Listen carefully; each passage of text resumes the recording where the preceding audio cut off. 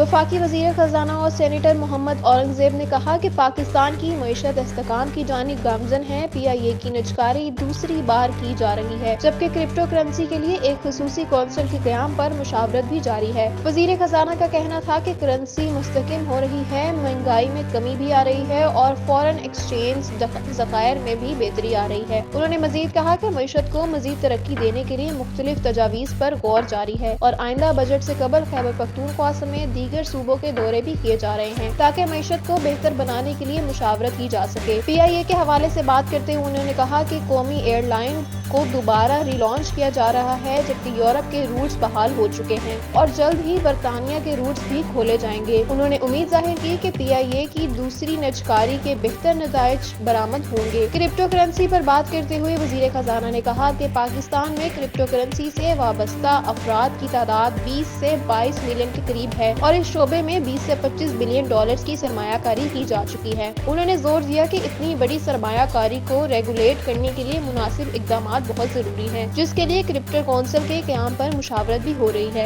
IMF programme पर तबसरा करते हुए उन्होंने कहा कि एक तकनीकी वफ्द पाकिस्तान आया है जो क्लाइमेट फंड समेत दीगर अमूर का जायजा लेगा, जबकि 6 माह के लिए अगले महीने IMF का एक और वफ्द पाकिस्तान पहुंचेगा। उनका कहना था कि उम्मीद है कि ये रिव्यू मुस्बत रहेगा और पाकिस्तान अपनी मईशत को मजीद मुस्तहकम कर सकेगा।